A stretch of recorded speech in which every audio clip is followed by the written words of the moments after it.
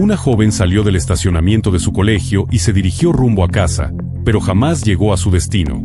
Sus familiares, angustiados por su ausencia, acudieron de inmediato a la policía. Los agentes comenzaron la búsqueda sin demora, pero pronto descubrieron hechos inquietantes que apenas eran el inicio de una pesadilla. Lo que parecía una desaparición común terminaría destapando una verdad tan atroz que dejaría a todos sin aliento. El caso no solo estremeció a la comunidad, sino que provocó cambios en la legislación, pues nadie estaba preparado para enfrentar semejante horror.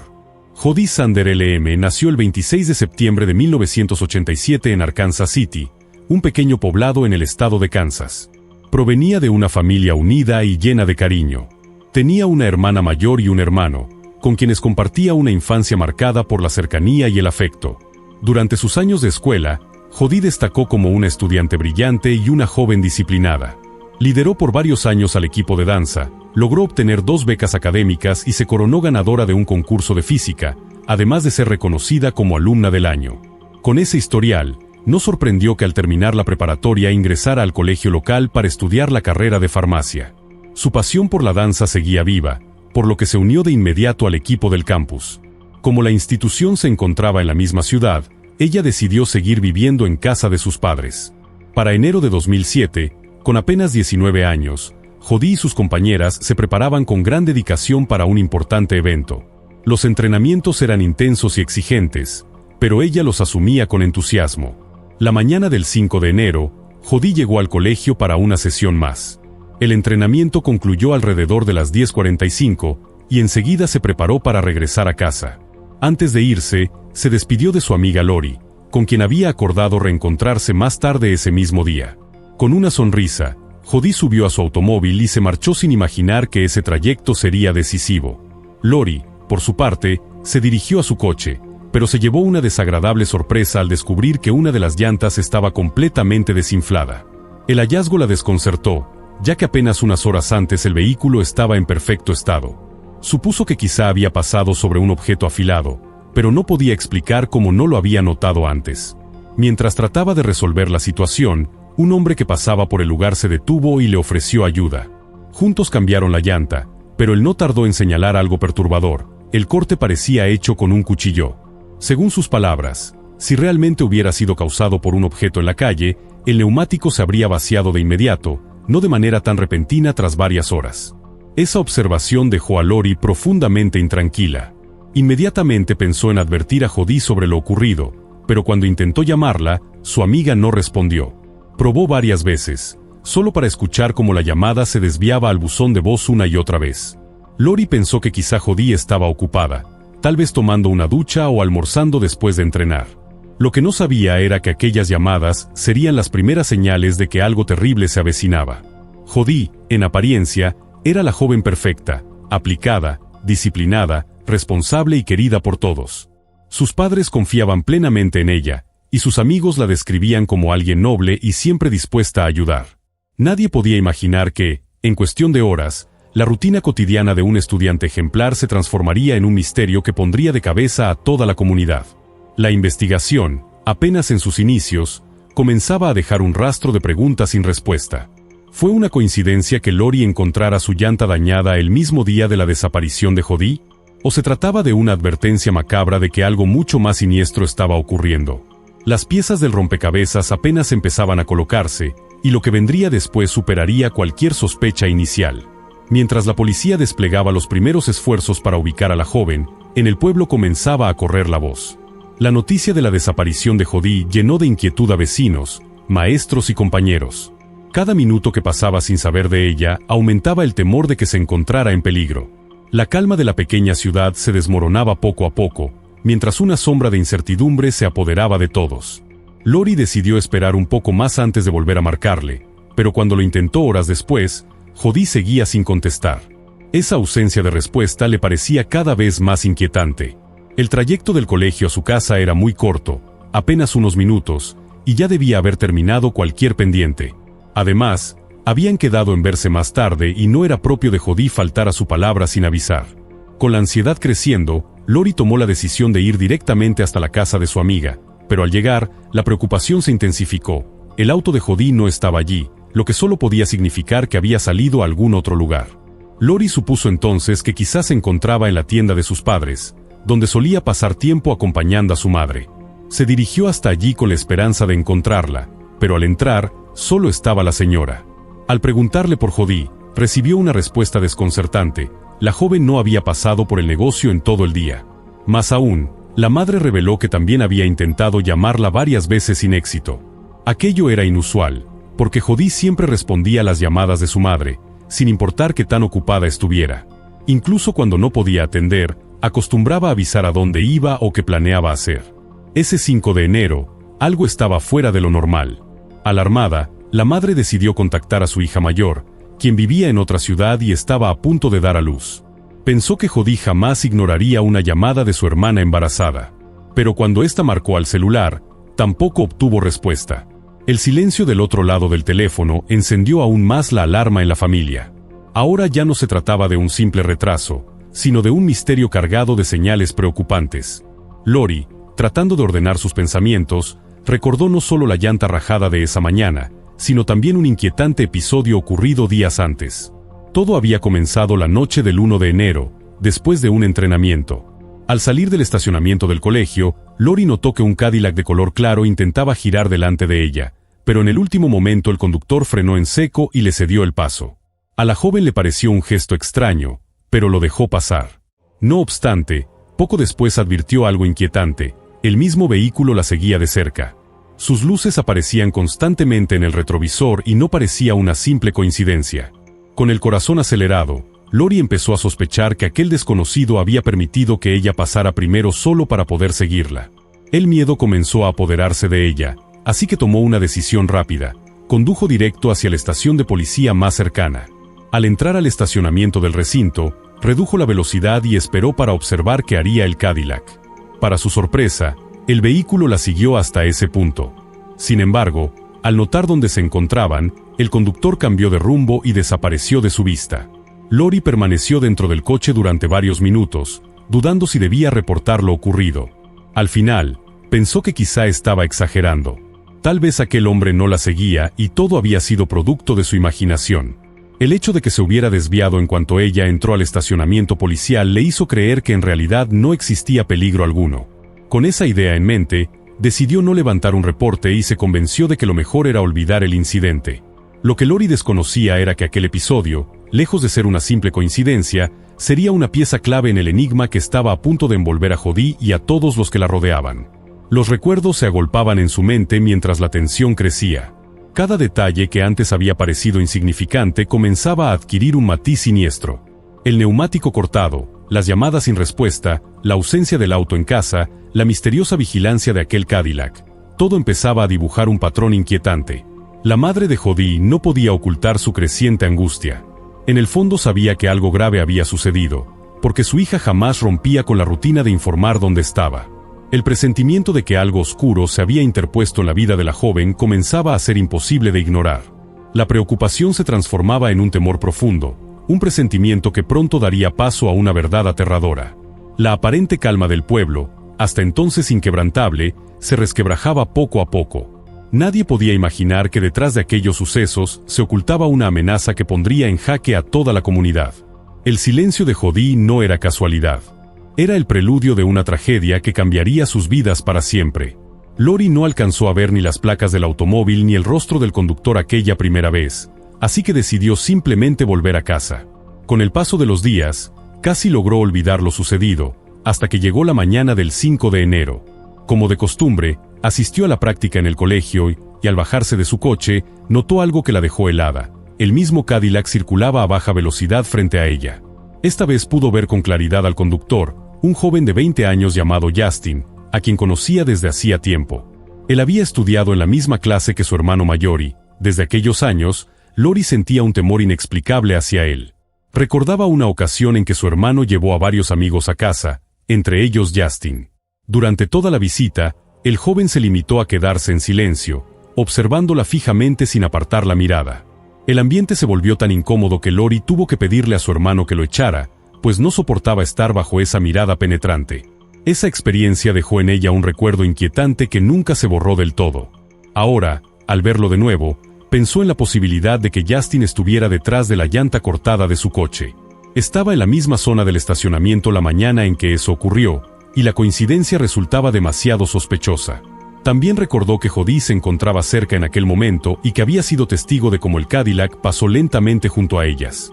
Más tarde, mientras caminaban hacia la práctica, Lori le mencionó lo ocurrido, pero en aquel instante ya no sentía tanto miedo. Después de todo, conocía a Justin desde hacía años y prefirió restarle importancia al incidente. Esa decisión ahora parecía un error. Cuando relató todo a la madre de Jody, la preocupación de la mujer se intensificó de inmediato.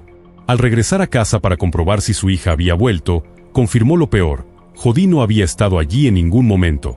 El baño estaba completamente seco, prueba de que no había regresado después de la práctica, y el buzón continuaba lleno de correspondencia, cuando ella siempre tenía la costumbre de entrar la correspondencia en cuanto llegaba. Eran detalles pequeños, pero reveladores. Algo fuera de lo normal estaba sucediendo. Al caer la tarde, cerca de las 6, la angustia de los padres de Jody llegó al límite. Decidieron acudir directamente a la policía. Aunque su hija tenía 19 años y apenas habían pasado unas horas desde la desaparición, los agentes conocían bien a la familia y sabían que Jody era una joven responsable, incapaz de ausentarse sin avisar. Su madre lo había dejado claro: aquello no era un simple retraso. Algo grave estaba ocurriendo. Los investigadores actuaron de inmediato. Entendieron que el tiempo era crucial y que cada minuto perdido podía significar la diferencia entre la vida y la muerte. En la primera entrevista, los padres mencionaron que Jody mantenía una relación estable desde hacía 5 años con un joven llamado Colby. Él residía en la misma ciudad, aunque últimamente viajaba con frecuencia a Texas para visitar a su hermano. La policía tomó nota de esta información, pero no lo consideró un sospechoso inmediato. El primer paso fue organizar un operativo de búsqueda en la ciudad y en las zonas rurales cercanas. Consideraron la posibilidad de que Jody hubiera tenido un accidente en alguno de los caminos secundarios que abundaban alrededor del poblado. No obstante, ese escenario despertaba dudas, pues el trayecto entre el colegio y su casa era corto y muy transitado. Era improbable que un accidente pasara desapercibido durante tantas horas. La tensión crecía minuto a minuto. Las autoridades sabían que cada pista era valiosa y que debían actuar con rapidez. La desaparición de una joven ejemplar, con una vida ordenada y sin conflictos conocidos, no era un hecho menor. Era el indicio de que algo oscuro se movía en las sombras de aquel pequeño pueblo. Esa noche, la casa de los Sanders se convirtió en el epicentro de la angustia. Familiares, amigos y vecinos acudieron para ofrecer apoyo, pero en el fondo todos compartían el mismo pensamiento: algo terrible había sucedido. El vacío de Jody era demasiado evidente, y la incertidumbre comenzaba a transformarse en un miedo colectivo. Los agentes, conscientes del peligro, redoblaron esfuerzos. A medida que reunían testimonios, se formaba un rompecabezas inquietante donde nada parecía encajar. El Cadillac, Justin, la llanta cortada, las llamadas ignoradas, todo apuntaba a que no estaban frente a un simple extravío, sino a un crimen cuidadosamente preparado. Y lo que estaba por descubrirse sacudiría a todos hasta lo más profundo. Mientras la búsqueda avanzaba en el centro del pueblo, los agentes decidieron escuchar con atención el testimonio de Lori sobre el extraño comportamiento de Justin. Aquello les parecía demasiado sospechoso para pasarlo por alto, así que se dirigieron a su casa. El joven aceptó hablar con ellos sin mostrar resistencia. Según su relato, había pasado casi todo el día junto a 3 amigos en un lago ubicado a 25 kilómetros de la ciudad, un sitio frecuentado por pescadores y familias que buscaban distraerse en la naturaleza. Aseguró que, en cierto momento, el auto en el que viajaban quedó atrapado en el lodo, lo que provocó discusiones entre ellos. Fue entonces cuando decidió separarse del grupo, caminar hasta la carretera y llamar a su padre para que lo recogiera. El propio padre, presente en la vivienda, corroboró la versión de su hijo. Dijo que efectivamente había conducido hasta el lago y lo había recogido cerca del lugar. Con ese testimonio, los oficiales se retiraron, convencidos de que, por el momento, no había nada sólido para detenerlo. Continuaron patrullando durante toda la noche, recorriendo caminos, lotes baldíos y carreteras secundarias. Sin embargo, no encontraron ni rastro de Jody ni de su automóvil. Al amanecer, la situación se tornó aún más urgente. La policía local solicitó la colaboración de la comunidad y pronto llegaron decenas de voluntarios dispuestos a unirse a los equipos de búsqueda. La noticia de la desaparición se difundió rápidamente y el pequeño pueblo se convirtió en un hervidero de rumores y especulaciones. Aquella misma tarde, la Oficina de Investigaciones de Kansas contactó al jefe de la policía para ofrecer apoyo.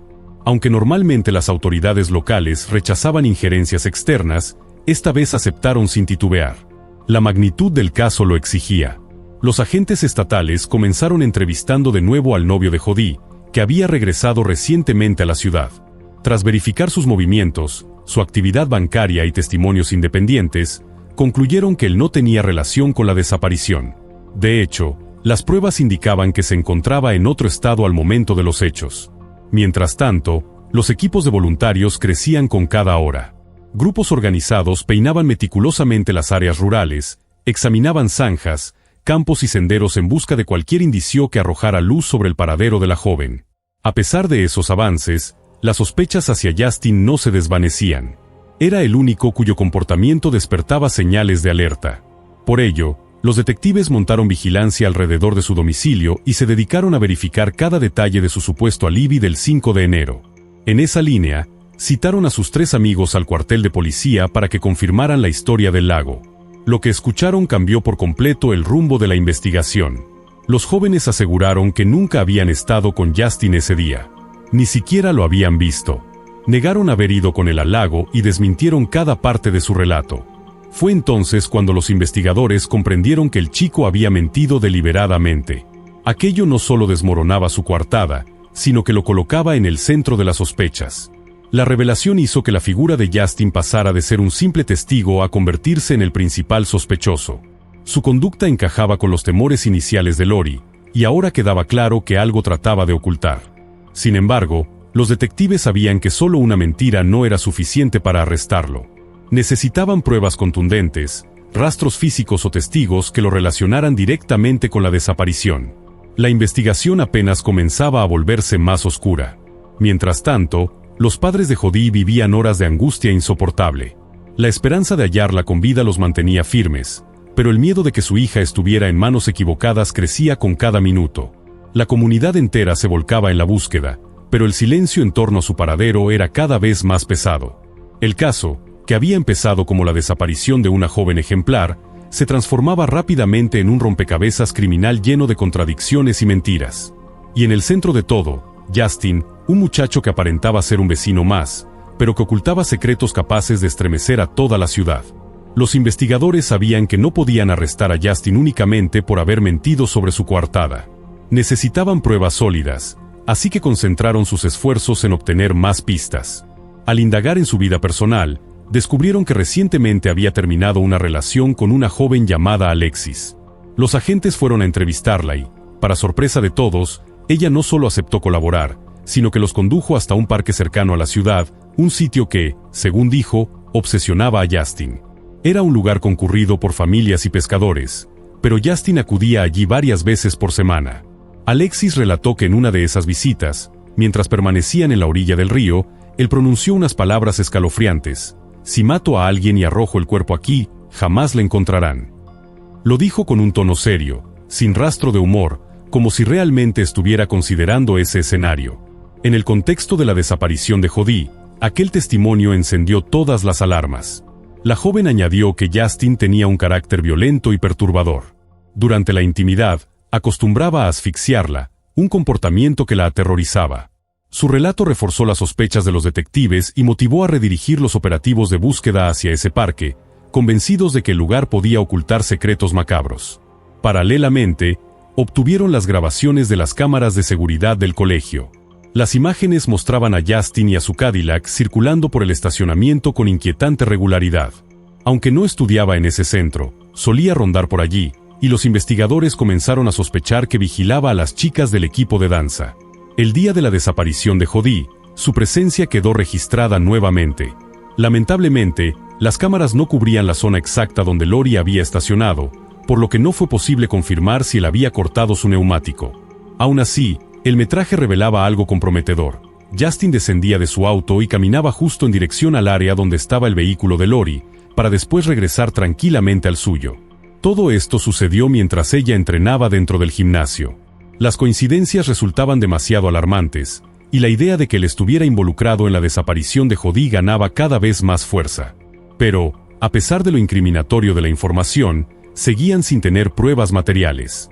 Fue entonces cuando los detectives hallaron una salida legal, Descubrieron que Justin había sido arrestado días antes por allanamiento de propiedad privada, aunque había quedado en libertad bajo fianza. Se pusieron en contacto con el juez que había autorizado su liberación y le expusieron el nuevo panorama. El magistrado, al conocer la gravedad de la situación, decidió anular la fianza y ordenó su arresto inmediato. Ese paso fue clave.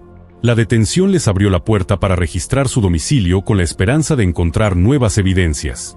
También les permitió volver a interrogar a su padre, quien insistió en que había dicho la verdad. Recogió a Justin cerca del lago, lo llevó a casa y lo vio cubierto de lodo, tras lo cual su hijo se duchó enseguida. Aún así, el relato del padre no hacía más que avivar las sospechas, pues las inconsistencias se acumulaban y el caso adquiría un tono cada vez más oscuro. El operativo policial creció en intensidad. Agentes estatales, locales y voluntarios se sumaron a la revisión del parque, conscientes de que aquel sitio podía guardar respuestas. Cada rincón era explorado con detenimiento, desde la ribera del río hasta los senderos ocultos por la maleza. El aire estaba cargado de tensión, y la comunidad seguía expectante, deseando que apareciera algún indicio que ayudara a resolver el misterio. En paralelo, los investigadores analizaban la conducta de Justin en busca de patrones. Sus visitas al colegio, sus palabras a Alexis, su aparente fijación con el parque y sus mentiras a la policía pintaban el retrato de un joven perturbado, capaz de planear algo siniestro. Todo parecía indicar que no estaban frente a un simple sospechoso, sino ante un individuo obsesionado con la idea de controlar y dañar. Los padres de Jody, entre tanto, luchaban contra la desesperanza. Cada noticia sobre Justin aumentaba su miedo, pero también fortalecía su necesidad de hallar justicia. La figura de su hija, siempre sonriente y llena de proyectos, contrastaba brutalmente con la sombra oscura que representaba aquel joven. Lo único cierto era que el tiempo corría, y con cada hora la posibilidad de un desenlace trágico se hacía más evidente. Los oficiales, atentos a cada detalle, confiscaron los zapatos de Justin y fotografiaron las suelas con la esperanza de compararlas con huellas encontradas en el terreno. También se llevaron su teléfono y su automóvil, pero ninguno de esos elementos arrojó pistas inmediatas. Fue hasta la mañana siguiente cuando surgió un dato crucial. Los detectives recibieron información de la compañía telefónica de Jody. Su geolocalización mostraba que, el día de su desaparición, se había dirigido precisamente hacia el parque que Justin visitaba con obsesiva frecuencia. Con este hallazgo, las autoridades reforzaron los operativos en la zona. En medio de la espesura, una de las brigadas de búsqueda descubrió 2 pares de huellas que penetraban en el bosque. Unas pertenecían claramente a botas grandes, posiblemente masculinas, las otras, a sandalias pequeñas que correspondían a un pie femenino. La coincidencia era perturbadora. Aquel día Jody vestía sandalias. A los pocos metros, las huellas femeninas se interrumpían bruscamente y solo continuaban las de botas. La interpretación de los investigadores fue desoladora. Alguien pudo haberla forzado a internarse en el bosque y, cuando ella resistió, la redujo por la fuerza, cargándola inconsciente entre sus brazos. Aunque los rastros no condujeron al hallazgo del cuerpo, la escena reforzó el temor de que la joven ya no estuviera con vida. La búsqueda, extenuante y sin resultados, tuvo que suspenderse momentáneamente. Sin embargo, un grupo de voluntarios decidió inspeccionar por su cuenta el lago donde Justin afirmaba haber estado con sus amigos aquel día. El lugar quedaba de camino, así que hicieron una parada con la esperanza de encontrar algún indicio. Al llegar al estacionamiento del lago, un detalle llamó su atención. Sobre la acera que conectaba con los baños públicos se distinguían marcas claras de neumáticos, como si un vehículo hubiera frenado de golpe y se hubiera desviado hacia allí. Intrigados, comenzaron a explorar el área y pronto localizaron huellas de botas en el barro cercano. Uno de ellos, llevado por la intuición, se asomó al interior de los baños rústicos, simples fosas en el suelo, iluminando con una linterna. Lo que vio heló su sangre. En la primera fosa, distinguió papeles esparcidos que parecían pertenecer a una billetera. En otra, alcanzó a divisar una chaqueta femenina de colores vivos, una prenda similar a las que Jody solía usar, además de una sandalia. El hombre avisó de inmediato a la policía. Cuando los oficiales llegaron, procedieron a recuperar cuidadosamente los objetos. Entre ellos hallaron un bolso con documentos a nombre de Jody, confirmando la conexión. La inspección reveló todavía más. En las mismas fosas se encontraban las zapatillas de danza de la joven, un short deportivo, un pantalón, además de un tapete de automóvil y un cojín de asiento. Cada artículo pertenecía a Jody, y su aparición en un sitio tan insólito confirmaba lo peor. Alguien se había deshecho de sus pertenencias para borrar huellas. Aunque aún no daban con su cuerpo, el hallazgo marcaba un antes y un después en la investigación. Ya no se trataba de una simple desaparición, sino de un caso que apuntaba directamente a un desenlace trágico. Para los detectives, la evidencia era un mensaje brutal. Jodi probablemente había sido asesinada. La comunidad, al enterarse de las noticias, quedó conmocionada. El hallazgo de sus objetos personales en condiciones tan siniestras rompió cualquier esperanza de que estuviera sana y salva. Los padres de Jodi se aferraban al milagro, pero en el fondo comprendían que el escenario se oscurecía con rapidez. La policía, con cada pista recolectada, cerraba el cerco en torno a Justin. Su obsesión con el parque, su comportamiento extraño, las contradicciones de su coartada y ahora el hallazgo de las pertenencias de Jodi lo colocaban en el centro de todas las sospechas. Lo que antes eran solo dudas se transformaba en la certeza de que aquel joven ocultaba la verdad sobre lo que le había sucedido a la muchacha. La prioridad de los investigadores pasó a ser la búsqueda del cuerpo. Para los familiares de Jodi, la noticia del hallazgo de sus pertenencias fue devastadora.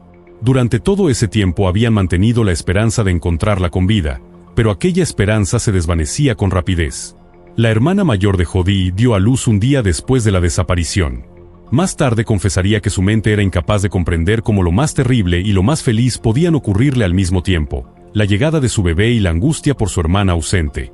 Al día siguiente, las autoridades concentraron a los equipos de búsqueda en el lago y sus alrededores. El descubrimiento de los objetos personales de Jodi en esa área reforzaba la hipótesis de que su cuerpo podía estar cerca.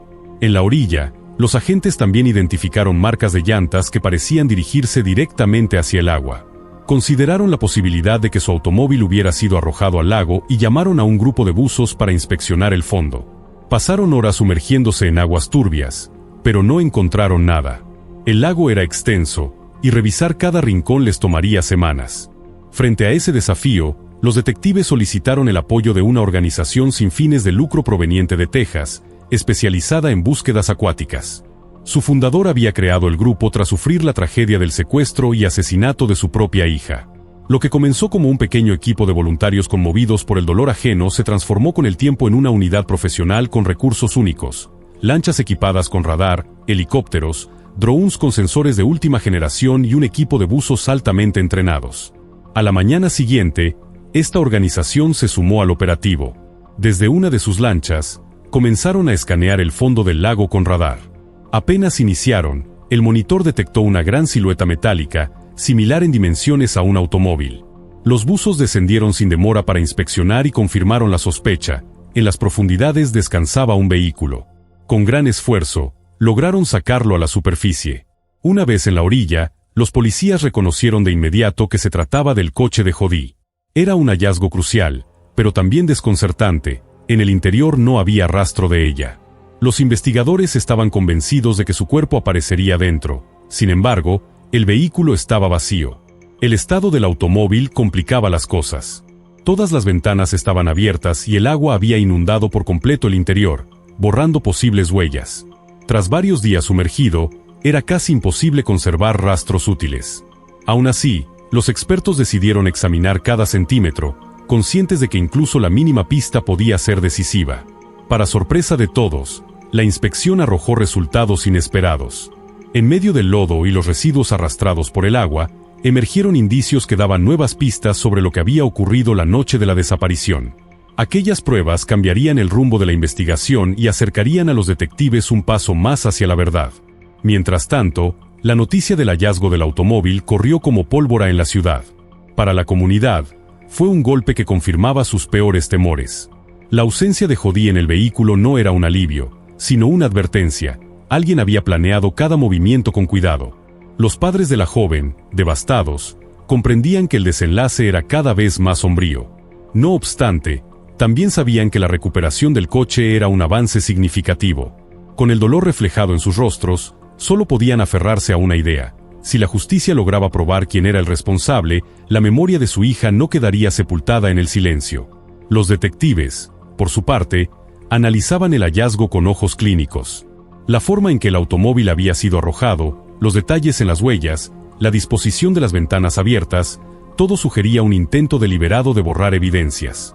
Lo que aún faltaba descubrir era si el asesino había cometido un error que permitiera cerrar el círculo en torno a su identidad. El hallazgo dentro del vehículo, aunque mínimo, resultó decisivo. Entre el lodo y los restos que el agua había dejado en el interior, los peritos localizaron un solo cabello. De inmediato fue enviado al laboratorio para su análisis genético. Mientras los detectives aguardaban los resultados, los equipos de búsqueda continuaban rastreando el parque cercano al pueblo. Fue allí donde, en medio del bosque, uno de los voluntarios distinguió una gran pila de ramas que parecía colocada de manera intencional. Al acercarse, lo que vio le heló la sangre. Entre la madera sobresalía una mano humana. La noticia llegó rápidamente a la policía, y al retirar los restos vegetales no hubo lugar a dudas. Se trataba de Jodi. Su cuerpo fue trasladado a la morgue para la autopsia, y los resultados revelaron una escena de horror. La joven había sufrido un fuerte golpe en la cabeza, pero la causa de muerte fue estrangulamiento. Los forenses determinaron que el agresor la había asfixiado en varias ocasiones, deteniéndose y reanudando el acto en un ciclo de crueldad insoportable. Además, su cuerpo estaba cubierto de hematomas, claros signos de múltiples agresiones físicas. El informe médico también confirmó que Jodi había sido víctima de abuso sexual. En su cuerpo lograron recuperar diminutas muestras de ADN de un tercero, demasiado pequeñas para un perfil completo. Sin embargo, bajo sus uñas se encontraron restos de piel humana. Al analizarlos, el resultado fue contundente, correspondían a Justin. El cabello hallado en el automóvil también coincidía con su perfil genético. Por primera vez, los investigadores contaban con pruebas directas que lo vinculaban al crimen. Justin, pese a la evidencia, se negó a aceptar responsabilidad alguna. Pero la suma de elementos en su contra construía una narrativa difícil de refutar. Las autoridades tenían suficiente para acusarlo formalmente de asesinato. Y tras recuperar el cuerpo de Jodi, las piezas del rompecabezas comenzaron a encajar. Los detectives creían haber identificado con claridad el momento del secuestro. La mañana del 5 de enero, Jodi salió del estacionamiento del colegio y regresó brevemente a su casa. Esa teoría se sustentaba en un detalle crucial. Las cartas encontradas en los baños del parque habían sido entregadas en su buzón esa misma mañana, lo que confirmaba que ella las recogió antes de desaparecer. En uno de esos sobres los expertos encontraron huellas parciales de Justin, prueba de que había estado allí. El escenario se volvía más claro. En un terreno vacío frente a la casa de Jodi, la policía halló huellas de botas cuyo patrón coincidía exactamente con el calzado de Justin. Todo indicaba que la había estado esperando. Cuando ella salió a recoger la correspondencia, pudo haberla golpeado con un objeto contundente para reducirla, según otra hipótesis, amenazarla hasta obligarla a subir a su automóvil. Cualquiera de esas versiones lo situaba como el autor material del secuestro. Posteriormente, la habría llevado al parque donde tantas veces se había obsesionado con la idea de cometer un crimen perfecto. La investigación revelaba que el depredador no actuó al azar, había planificado cada movimiento, cada detalle, convencido de que su secreto permanecería oculto bajo la quietud del bosque. Mientras tanto, las pruebas continuaban acumulándose. El círculo de sospechas se cerraba con fuerza sobre Justin, dejando al descubierto no solo sus mentiras, sino la violencia y frialdad con las que ejecutó un plan que terminaría en tragedia. La ciudad entera, conmovida por el hallazgo del cuerpo, comprendía que el horror no era un rumor ni una posibilidad lejana. La verdad estaba frente a ellos, tan brutal como imposible de olvidar. La vida de Jodi había sido arrancada con una crueldad inimaginable, y el rostro de su presunto asesino ya estaba marcado por la justicia. El dolor de la familia se transformaba ahora en una sola exigencia, que ningún tecnicismo ni laguna legal impidiera que el responsable enfrentara el peso de la ley. Y en los despachos de los detectives, una certeza se hacía cada vez más evidente. El caso de Jodi cambiaría para siempre la manera en que su comunidad entendía el peligro que podía acechar incluso en los lugares más cotidianos. Una de las amigas de Jodi contó a la policía que, mientras conducía cerca de su casa aquel día, notó algo extraño. Vio el coche de la joven, pero quien estaba al volante no era ella, sino un hombre que en un primer momento confundió con Colby, el novio de Jodi. Sin embargo, al observarlo mejor, reparó en que se trataba de alguien más corpulento. Sorprendida, le hizo una seña con la mano como saludo, pero Jodi no respondió. De inmediato intentó llamarla por teléfono, aunque no obtuvo contestación. Lo más inquietante fue que el vehículo avanzaba precisamente en dirección al parque donde después se hallarían tantas pistas. Pronto surgieron otros testigos que aseguraban haber visto a Justin conduciendo el coche de Jodi cerca de esa misma área. Para los detectives, el rompecabezas comenzaba a cerrarse. La secuencia era clara. Él la había llevado bajo amenazas a una zona apartada del parque, la obligó a internarse en el bosque y, cuando ella se resistió, la atacó con violencia. Tras someterla, La cargó en brazos y se adentró más profundamente, donde la agredió sexualmente y finalmente la estranguló. Luego ocultó su cuerpo bajo una pila de ramas. El informe forense confirmó la crueldad del crimen. El proceso de agresión y asesinato se prolongó durante varias horas. No fue un ataque rápido, sino un tormento prolongado que reflejaba la perversidad de su agresor. Terminada su atrocidad, Justin tomó de nuevo el automóvil de la víctima y condujo hasta el lago, donde lo hundió deliberadamente en el agua. Según los investigadores, su intención era continuar a pie hasta casa, pero la distancia lo hizo desistir y por eso llamó a su padre para que lo recogiera, fingiendo una avería. Con estas pruebas y reconstrucciones, los detectives estaban convencidos de haber establecido con precisión cómo sucedieron los hechos. Contaban con testigos, rastros, ADN y un patrón de conducta que incriminaba a Justin sin lugar a dudas. El caso estaba listo para llegar a los tribunales. Sin embargo, lo que parecía ser el cierre de la investigación se transformó en algo aún más perturbador cuando comenzaron a surgir más testimonios sobre quién era realmente aquel joven. A la comisaría llegaron dos mujeres, ambas con un temor evidente en su voz. Una era la exnovia de Justin, la otra, una empleada de la cafetería donde él trabajaba. La primera relató que antes de ser arrestado, él había enviado mensajes con amenazas explícitas. Poco después, lo vio parado frente a las ventanas de su casa, acechándola en silencio. Sentía que su vida corría peligro. La segunda mujer narró un episodio igualmente alarmante. Una mañana, mientras abría el café, Justin se acercó y le dijo que su coche se había descompuesto, pidiéndole que lo llevara. Aunque no llevaba mucho tiempo trabajando allí, a ella siempre le había producido desconfianza por su actitud extraña. Nerviosa, se excusó alegando que debía atender el local. Él se marchó, pero minutos más tarde lo vio pasar lentamente frente al establecimiento, observándola con insistencia. Ese mismo día volvió a circular varias veces frente al café, dejando claro que su vehículo funcionaba perfectamente. El temor fue tan grande que la mujer decidió llamar a la policía para pedir escolta de regreso a su casa. A la mañana siguiente, al intentar abrir el local, descubrió que la cerradura estaba obstruida con astillas de madera, como si alguien hubiera querido impedirle la entrada o enviarle una advertencia. Para ella, no había duda de quién estaba detrás: Justin. Estos testimonios sacaban a la luz un patrón inquietante. No se trataba de un episodio aislado, sino del reflejo de un comportamiento obsesivo, controlador y peligroso que venía repitiéndose con distintas mujeres. Lo que los investigadores estaban descubriendo era la verdadera naturaleza de un depredador que había pasado demasiado tiempo en las sombras sin que nadie detuviera su escalada de violencia. No cabía duda de que Justin era el responsable, pero lo descubierto por los investigadores solo era el inicio de una verdad mucho más oscura. Tras su arresto comenzaron a aparecer más mujeres que, con temor y valentía, compartieron experiencias inquietantes que habían vivido años atrás. Una de ellas relató que siendo apenas adolescente, él intentó aprovecharse de su vulnerabilidad. Otra mujer recordó que en 2001 coincidió con Justin en un trabajo de medio tiempo. Una noche, mientras conversaban en el estacionamiento, él la sorprendió con una conducta intimidante, forzándola a permanecer a su lado durante horas. Años después, también la acosó con insistencia. Ese mismo periodo, otra joven lo denunció por seguirla lentamente en su coche durante varios kilómetros hasta que logró llegar a su casa. Su madre tomó las placas del vehículo y acudió a la policía, pero la denuncia nunca prosperó. Los testimonios continuaban.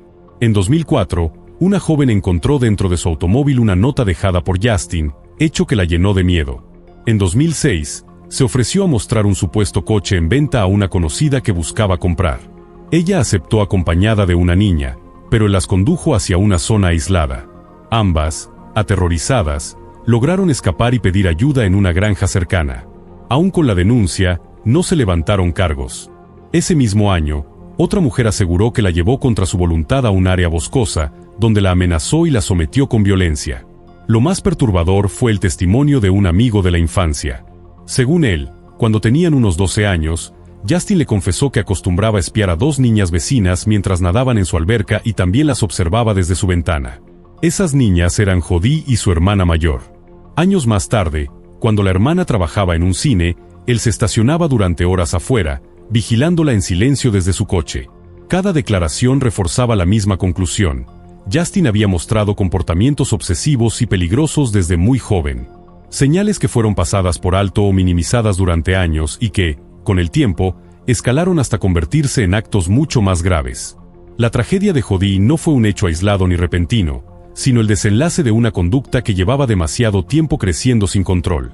El proceso judicial contra Justin se pospuso en varias ocasiones y finalmente comenzó en febrero de 2009. Con el cúmulo de pruebas presentadas y la gran cantidad de testigos que declararon en su contra, sus posibilidades de salir absuelto eran prácticamente nulas. Sus abogados, en cambio, no lograron ofrecer argumentos de peso que sostuvieran su inocencia. El juicio apenas duró una semana. El jurado lo declaró culpable por unanimidad y fue sentenciado a pena de muerte. Los intentos de apelación no prosperaron. Sin embargo, en 2018 sus defensores consiguieron aplazar la ejecución de la condena, alegando que Justin mostraba signos de limitaciones mentales. Desde entonces permanece en prisión, y hasta el día de hoy se desconoce si la sentencia llegará a cumplirse. Para la familia de Jodi, la frustración fue doble. Además del dolor de perderla, debieron enfrentar la realidad de que durante años múltiples denuncias contra Justin habían sido ignoradas por las autoridades, lo que permitió que sus conductas se repitieran hasta desembocar en una tragedia. Los allegados de Jodi decidieron que su muerte no sería en vano. Lucharon con determinación contra la indiferencia policial y promovieron un cambio legal que obligara a las autoridades a actuar con mayor firmeza en los casos de acoso y persecución. En 2009, apenas un año después del asesinato, el Estado aprobó una ley en su honor, la Ley Jodi, diseñada para proteger a potenciales víctimas y evitar que otros depredadores aprovecharan vacíos legales para continuar en libertad. Una joven salió a divertirse con sus amigos, pero jamás volvió a casa. Al principio, nadie pudo imaginar lo que había ocurrido. Pero en cuanto la policía tomó el caso, los hechos comenzaron a revelar un giro completamente inesperado, uno que transformaría esta investigación en algo fuera de lo común. A pesar de contar con una montaña de evidencia, los detectives se enfrentaron a un rompecabezas difícil de resolver. Sin embargo, al final, hallaron la pieza que faltaba. Y la justicia, finalmente, habló. Jessica Lynn Kaylor nació el 8 de mayo de 1982 en Austin, Texas. Allí vivió con sus padres y sus dos hermanos hasta que, tiempo después, la familia se mudó a un pequeño pueblo llamado Fluke. Desde niña, Jessica fue una persona cálida, amigable, de esas que se ganan el cariño de todos con facilidad. Pero su carácter no solo era social, también era tremendamente determinada. Ya en la preparatoria tenía muy claro su objetivo: quería convertirse en maestra. Para alcanzar ese sueño, ingresó a la Universidad Estatal de Texas, donde obtuvo su licenciatura en ciencias. Pero Jessica no se detuvo ahí. Decidida a superarse, comenzó una maestría mientras trabajaba como asistente de enseñanza en una escuela primaria. Además, tenía un empleo de medio tiempo en un supermercado. Con deudas estudiantiles que pagar y las cuentas acumulándose, no le quedaba otra opción que mantenerse activa en varios frentes. Y aún con ese ritmo agotador, jamás perdió su actitud positiva. Jessica confiaba en que todo su esfuerzo valdría la pena. Estaba convencida de que su momento llegaría. Para septiembre de 2009, con 27 años de edad, Jessica seguía equilibrando sus estudios con sus dos empleos. Pero mantenía la esperanza. Estaba cerca de conseguir un puesto de tiempo completo como maestra, lo cual le permitiría finalmente enfocarse en la carrera que siempre había deseado. El 7 de septiembre, Jessica tenía el día libre. Decidió pasarlo con amigos y con su prima Melanie. Comenzaron el día en la alberca, luego salieron a cenar y más tarde pasaron por un bar donde jugaron billar. Cuando la noche llegó a su fin, Jessica tomó el rol de conductora designada, asegurándose de que todos regresaran a salvo a casa. Melanie fue la última a la que dejó. Para ese momento ya eran casi la 1:30 de la madrugada. Melanie le ofreció que se quedara a dormir, pero Jessica se negó. Tenía turno temprano en el supermercado y además necesitaba pasar a una tienda 24 horas a comprar comida para sus perros. Así que, tras despedirse, se fue. Horas después, cuando ya amanecía, Melanie recibió una llamada. Era una compañera de trabajo de Jessica. Le dijo que ella no había llegado a su turno, algo totalmente fuera de lo común. Jessica nunca faltaba sin avisar. Además, ya había sido ascendida a gerente de tienda, lo que implicaba aún más responsabilidad. Melanie se preocupó de inmediato. Llamó a algunos amigos, pero nadie había tenido noticias de Jessica esa mañana. Luego contactó a su hermano John. Él vivía con Jessica en el mismo departamento. Le dijo que no la había visto. John, que era oficial de policía, había empezado su turno a las 5:30 de la mañana y no había notado si su hermana había llegado durante la noche. Tampoco había revisado su cuarto antes de salir. Alarmado, John se dirigió de inmediato al departamento. Jessica no estaba. Y todo indicaba que no había regresado en toda la noche. Sus perros actuaban de forma extraña, como si no hubieran sido alimentados en mucho tiempo. Esa fue la señal definitiva. Algo andaba muy mal. Sin perder un segundo, John contactó a sus colegas del departamento de policía para rastrear el teléfono de Jessica. El sistema marcó su última ubicación en un restaurante, no muy lejos de su casa. Melanie y su novio se dirigieron al lugar de inmediato. Y no tardaron en encontrar el auto de Jessica estacionado en el lugar. Pero al acercarse, descubrieron algo que los dejó helados. Jessica estaba en el asiento del conductor, inmóvil. Su cuerpo presentaba signos evidentes de quemaduras solares. Dentro del vehículo, el calor era sofocante. El novio de Melanie llamó a emergencias. Pronto llegaron los paramédicos, pero ya era tarde. Jessica había muerto. Su cuerpo fue trasladado para realizarle la autopsia. Pero había algo que ya estaba claro, no parecía una muerte accidental. Había indicios de agresión. Los investigadores comenzaron a revisar el auto. De inmediato notaron que el asiento del conductor estaba echado hacia atrás mucho más de lo que Jessica hubiera necesitado. Según las lesiones que presentaba, sospechaban que había sido atacada ahí mismo, dentro del vehículo. No estaban sus llaves, ni su cartera, ni sus tarjetas. En el asiento trasero, encontraron una bolsa con comida para perros, una prueba clara de que, como había dicho su prima, Jessica se dirigía a la tienda justo después de dejarla. Al inspeccionar el restaurante cercano, un testigo reveló algo que cambiaría todo. Una de las empleadas aseguró que, al llegar temprano esa mañana, ya había visto el coche de Jessica, pero con ella aún viva en su interior. Según la testigo, Jessica estaba dentro del auto, completamente desnuda, y actuando de una forma extraña. Como si no fuera ella misma. Estaba bajo los efectos de algo. Eso era evidente. Aunque la escena resultaba inquietante, la empleada del restaurante no pensó mucho al respecto.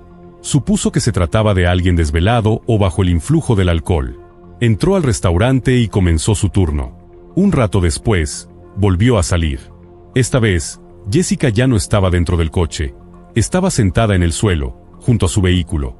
Se había vuelto a vestir, pero su comportamiento seguía siendo extraño. Pasaba los dedos por su cabello una y otra vez, en silencio, como en trance. En una tercera ocasión, cuando la empleada salió de nuevo al exterior, Jessica había regresado al auto. Estaba en el asiento del conductor, murmurando palabras ininteligibles. Hablaba sola, mientras hacía gestos con las manos, como si intentara comunicarse con alguien que no estaba ahí. La policía logró localizar a más testigos que afirmaban haberla visto esa misma mañana. Todos coincidían en algo: Jessica estaba viva, pero actuaba de forma sumamente extraña. Y sin embargo, nadie llamó a emergencias. Nadie se acercó a ayudar. Nadie verificó si estaba bien. Los detectives regresaron a hablar con Melanie. Querían saber si era posible que Jessica hubiera consumido alcohol o algo más fuerte. Pero su prima fue firme. Jessica no había bebido ni una gota esa noche. Ella era la conductora designada. Su responsabilidad era llevar a todos a casa sanos y salvos. Además, tenía trabajo temprano al día siguiente. ¿Drogas? Imposible. Jessica jamás había tocado una. Nada de esto tenía sentido, hasta que llegó el informe del forense. El cuerpo de Jessica mostraba signos claros de estrangulamiento. Había marcas dejadas por manos y por algún tipo de objeto, quizá una cuerda, tal vez un cinturón. Estaba llena de moretones, arañazos, y había sido brutalmente agredida. Según los expertos, el trauma físico que sufrió pudo haberle causado una lesión cerebral. Y esa condición, combinada con el calor abrasador dentro del coche en el que estuvo encerrada durante horas, pudo explicar su comportamiento errático. Jessica probablemente no sabía qué le estaba pasando. No pidió ayuda, porque ni siquiera entendía lo que ocurría.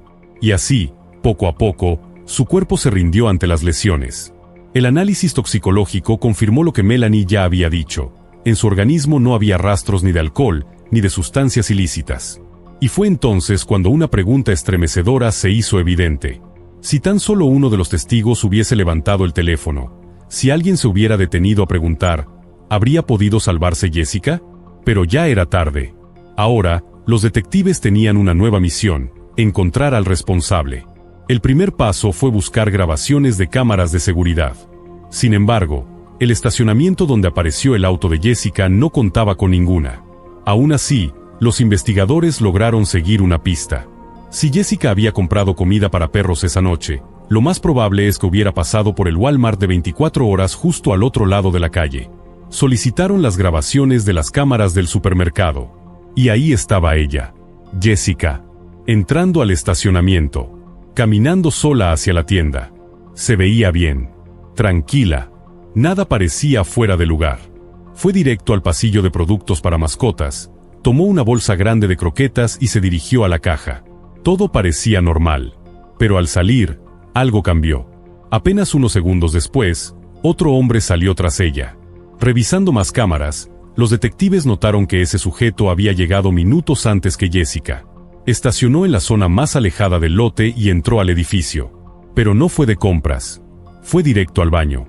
Al salir, se acercó a la entrada principal justo cuando Jessica salía. Caminaba tras ella. Apurado. Muy apurado.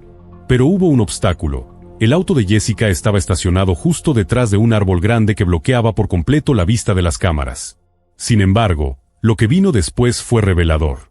El hombre caminó hacia el coche de Jessica, desapareció detrás del árbol. 2 minutos más tarde, el auto arrancó. Otra cámara, colocada frente al restaurante donde se hallaría el cuerpo al día siguiente, captó el vehículo llegando. Se estacionó. Momentos después, alguien descendió del auto. Esa persona cruzó el estacionamiento, volvió al área del Walmart y se subió al mismo vehículo en el que había llegado el sospechoso unos minutos antes. Los detectives estaban casi seguros de que esa persona había participado directamente en el crimen de Jessica. Pero había un problema. La calidad del video era tan baja que no podían identificar ni al hombre, ni al vehículo. Aún así, no se dieron por vencidos. Recordaron que las tarjetas de crédito de Jessica habían desaparecido. Así que revisaron sus estados de cuenta. Y fue entonces cuando lo encontraron. Una de las tarjetas había sido usada en una gasolinera, apenas 20 minutos después de que su auto fuera abandonado. Pidieron las grabaciones de ese lugar. Y ahí estaba. La camioneta roja. La misma que había manejado el sospechoso.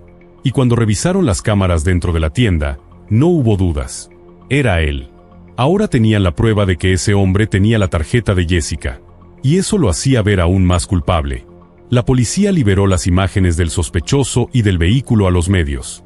Hicieron un llamado a la población. Cualquier persona que pudiera reconocerlo debía comunicarse de inmediato. Mientras tanto, los detectives seguían buscando pistas. Pero no encontraban nada más. Días pasaron. La investigación parecía estancada.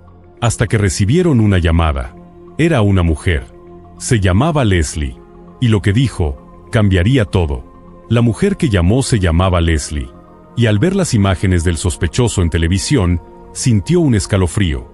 Aquel hombre se parecía demasiado al mejor amigo de su prometido, Kristen Harmel, de 29 años. Pero eso no era todo. Según Leslie, Kristen le había dicho que pasaría por su casa esa misma noche para devolverle un dinero que le debía. Nunca llegó. Cuando Leslie vio el reporte del asesinato de Jessica y reconoció al hombre del video, no podía creerlo. Pensó que debía haber algún error. ¿Cómo podría alguien como Kristen estar envuelto en algo tan monstruoso? Pero también sabía que tenía que hacer lo correcto. Llamó a la policía.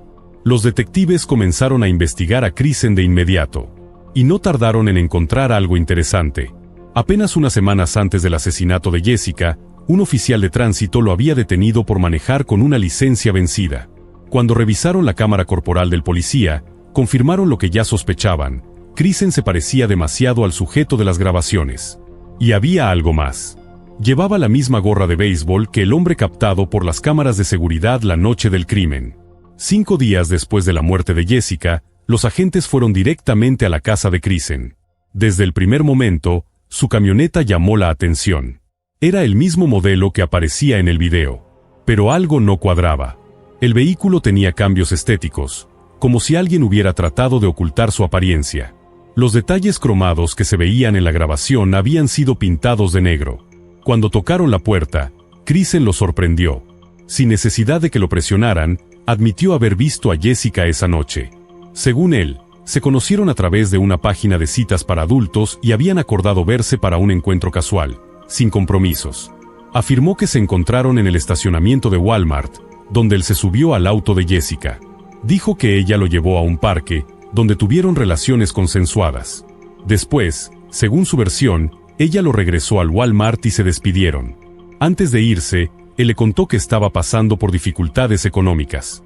Y, de acuerdo con lo que contó, Jessica le entregó su tarjeta de crédito para que pudiera echarle gasolina a su camioneta. Al día siguiente, cuando vio las noticias, entró en pánico. Dijo que temía que lo culparan, así que decidió deshacerse de la tarjeta y repintar partes de su vehículo. Contó su historia con firmeza, pero los detectives sabían que estaba mintiendo. Su relato no encajaba con la evidencia. Para empezar, Kristen dijo que habían acordado encontrarse en Walmart, pero las cámaras mostraban otra cosa. Él jamás se acercó a Jessica hasta después de que ella salió de la tienda. También dijo que Jessica lo había llevado de regreso después del supuesto encuentro, pero las grabaciones lo desmentían. Se lo veía regresar solo, caminando hacia su camioneta. El coche de Jessica nunca se movió del lugar donde fue hallado. La policía confiscó su celular, su computadora y también los dispositivos de Jessica. Y como sospechaban, no había ningún rastro de comunicación entre ellos. Ni mensajes, ni llamadas. Nada. Peor aún, Jessica nunca había entrado siquiera al sitio web que él mencionaba. Pero lo que encontraron en la computadora de Kristen fue escalofriante. Apenas unas horas después de que la policía descubriera el cuerpo, él ya había buscado múltiples artículos sobre el asesinato. Había leído cada detalle. Los amigos y la familia de Jessica también rechazaron su historia. Según ellos, no tenía sentido. Jessica no era el tipo de persona que buscaría una aventura de una noche. Y menos aún, con un desconocido, en un estacionamiento, a mitad de la madrugada. No tenía lógica. Ella misma había dicho que necesitaba dormir porque tenía trabajo temprano. También debía alimentar a sus perros. No tenía tiempo, ni intención, de estar en una cita secreta. Los investigadores estaban convencidos de que Kristen estaba haciendo todo lo posible para desviar la atención, para sacudirse la culpa. Pero con tanta evidencia en su contra, era imposible creerle. Gracias a las cámaras, la policía reconstruyó lo que creían que realmente había pasado. Kristen vio a Jessica en Walmart. La eligió como objetivo. La siguió hasta su auto. Se subió con ella, posiblemente amenazándola para que no gritara ni se defendiera. La obligó a conducir hasta un parque cercano. Ahí, la agredió. Después, la llevó de nuevo al estacionamiento frente a Walmart, cerca de donde estaba su camioneta. Antes de irse, la estranguló. Le robó su cartera y sus tarjetas. Cuando los agentes lo enfrentaron con esta versión, Kristen guardó silencio. Pidió un abogado. La evidencia era contundente. Pero entonces, surgió un nuevo obstáculo, uno que podría poner en riesgo todo el caso. Jessica había permanecido con vida durante varias horas después del ataque. Y eso, legalmente, complicaba todo. Los médicos forenses no podían asegurar, con total certeza, por qué ocurrió eso. Casos como el suyo eran tan raros, que la ciencia médica no los había estudiado lo suficiente. La causa oficial de muerte, estrangulamiento. Pero hasta ese momento, no existía ni un solo caso documentado donde una víctima hubiera sido estrangulada y sobrevivido durante horas. Jessica fue vista caminando, hablando, viva. Y horas después, estaba muerta. Ese detalle, el hecho de que múltiples testigos la vieron con vida tras el ataque, puso en duda toda la acusación. El fiscal no estaba seguro de que un jurado emitiera un veredicto de culpabilidad. La única forma de sellar el caso era una confesión. Pero Kristen Harmel se negó a admitir absolutamente nada. Los detectives sabían que estaban frente al responsable. No había otra persona que pudiera haber cometido ese crimen. Pero legalmente, el hecho de que Jessica hubiera sobrevivido hasta el amanecer representaba un obstáculo enorme. Con la esperanza de reforzar su caso, los investigadores volvieron a examinar el automóvil de Jessica. Buscaban cualquier rastro, cualquier detalle que vinculara a Kristen con la escena del crimen. Pero no encontraron nada. Ni huellas. Ni ADN. Nada. A pesar de todo, la fiscalía encontró una salida, aunque fuera temporal. Lo acusaron de manipulación de evidencia. Y era una acusación válida. Kristen había admitido haber tirado la tarjeta de crédito de Jessica. También había pintado su camioneta para ocultarla. Ambas eran maniobras para encubrir su participación. Tenían su propia confesión. Era suficiente, por ahora. En mayo de 2010, Kristen se declaró culpable y fue condenado a 10 años de prisión. Pero los detectives no pensaban rendirse. No mientras Jessica no tuviera justicia completa. Durante años, Continuaron investigando, pero no lograban avances, hasta que en 2013 encontraron un artículo científico que cambiaría todo. El texto hablaba de algo llamado síndrome de muerte retardada. Un fenómeno poco conocido donde una víctima de estrangulamiento no muere de inmediato, sino que sufre daño cerebral progresivo, confusión, desorientación, pérdida de conciencia de su estado, hasta que, finalmente, fallece. Todo encajaba. El comportamiento errático de Jessica, su falta de reacción, su aparente desconexión con la realidad. Todo lo que había hecho sentido tras el ataque, ahora tenía una explicación médica. El informe también reforzaba lo que el forense había dicho inicialmente. Jessica probablemente sufrió una lesión cerebral que la dejó incapacitada, hasta que fue demasiado tarde. Los detectives contactaron al autor del artículo y comenzaron a reconstruir el caso de homicidio. Esta vez, respaldado por ciencia médica avanzada. En mayo de 2014, Krisen fue arrestado oficialmente por el asesinato de Jessica. Pero, una vez más, insistió en su inocencia. Durante el juicio, su defensa se centró en un punto clave: no había ADN que lo vinculara al crimen. La fiscalía sostenía que Jessica se había defendido, que había arañado a su agresor. Entonces, ¿por qué no había rastros genéticos bajo sus uñas? La respuesta era aterradora pero lógica. Jessica había estado encerrada en su coche durante horas bajo un calor extremo. A esas temperaturas, el ADN se degrada rápidamente. Para cuando revisaron su cuerpo, ya no quedaba nada útil. A falta de evidencia biológica, la fiscalía basó su caso en las grabaciones de seguridad, que demostraban los movimientos de Krisen con precisión. Pero entonces, algo inesperado ocurrió. El abogado defensor cuestionó la validez de esas grabaciones. Verás, cuando los investigadores recibieron los videos de las cámaras de seguridad, no tenían marcas de tiempo. Así que, para estructurar la línea de eventos, los fiscales usaron un software especial para agregarlas después. Ese detalle fue suficiente para que la defensa sembrara dudas. Alegaron que nunca se les entregó una copia con los nuevos sellos de tiempo, lo que consideraban una violación grave. El juez estuvo de acuerdo y declaró juicio nulo. Así, Krisen evitó la condena. Otra vez. Todo por un tecnicismo. Aún así, siguió en prisión, cumpliendo su sentencia por manipulación de evidencia. Mientras tanto, los fiscales comenzaron a preparar un nuevo juicio. Sabían que esta vez no podían cometer errores. Durante años, el equipo legal de Krisen luchó para evitar que se le juzgara de nuevo. Decían que violaría sus derechos. Pero finalmente, un tribunal superior falló a favor del Estado. Y la justicia volvió a tener una oportunidad. En 2018 comenzó el nuevo juicio. Esta vez, la fiscalía cuidó hasta el último detalle. No habría espacio para tecnicismos. Y lo lograron. Convencieron al jurado de la culpabilidad de Krisen Harmel. Fue declarado culpable de asesinato. Condenado a cadena perpetua, sin posibilidad de libertad condicional. Los fiscales decidieron no pedir la pena de muerte. Sabían que el argumento del síndrome de muerte retardada aún podía generar dudas razonables. Y un juicio con pena de muerte exige certeza absoluta. Años después, Krisen apeló su sentencia. Fue rechazado.